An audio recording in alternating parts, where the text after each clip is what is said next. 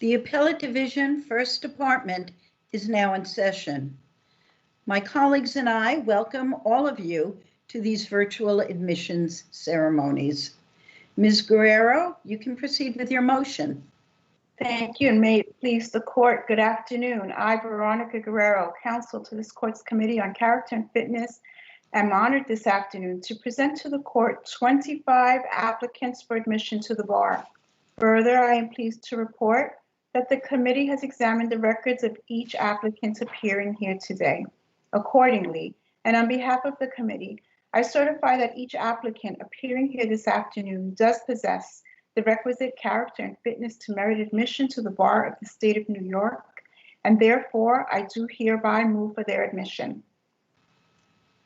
Before I rule on your motion, I want you to convey our thanks to the members of the Committee on Character and Fitness for the excellent job that they have done here today to assure that the candidates are all well qualified for their admission.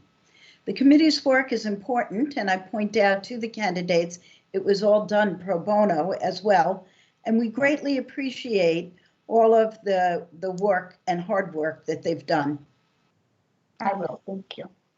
Turning to the motion before the court, Justice Cardozo famously said, "Justice delayed is justice denied." I want to assure the candidates there will be no denial of justice today because my colleagues have authorized me to forthwith grant your motion. The oath will now be administered by Susana Rojas, the clerk of our court. Good afternoon, Justice Gish. Good afternoon, candidates. I will administer the oath of office in the form of a question. At the end, I will ask you to please unmute your microphones and respond by saying, "I do." At this point, I ask everyone to please raise your right hand.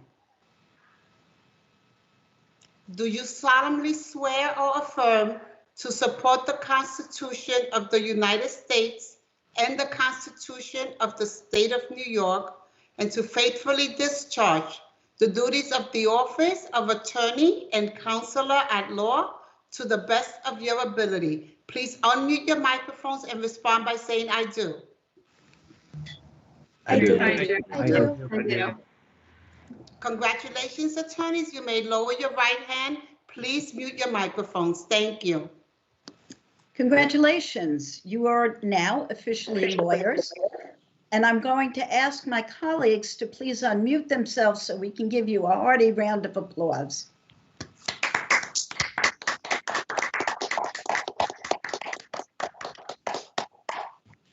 It is customary for one of the justices to give you some welcoming words, and today that honor falls to Justice Kennedy.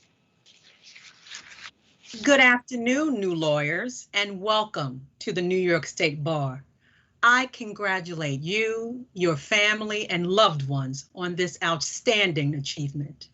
To paraphrase the prominent African-American civil rights attorney and former dean of the Howard University School of Law, the late Charles Hamilton Houston, a lawyer was a social engineer, an agent for change.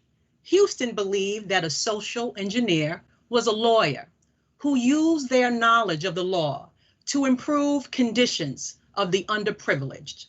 As a lawyer, you play a vital role in preserving, promoting, and protecting the rule of law. May I suggest that you view your workplace, virtual and actual courtrooms, pro bono activities, and surrounding community as your laboratory, where you not only consider innovative solutions to existing problems, but also anticipate future challenges and opportunities in this emerging legal landscape. And that as a social engineer, you are empowered to transform the lives of the local, state, national, and even global community through the pursuit of justice, whether you join the public or private sector. While you should be proud of what you accomplish, particularly during this pandemic, I encourage you to remain humble and to be grateful. Receiving a law degree is a privilege.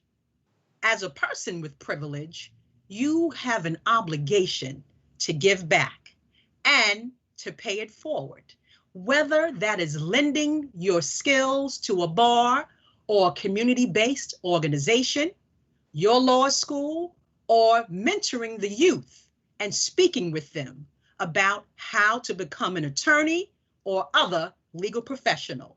Lastly, remember to adhere to high ethical standards.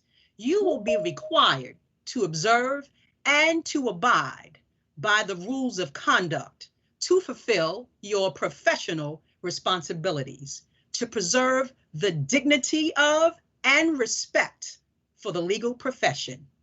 Your law degree is an asset.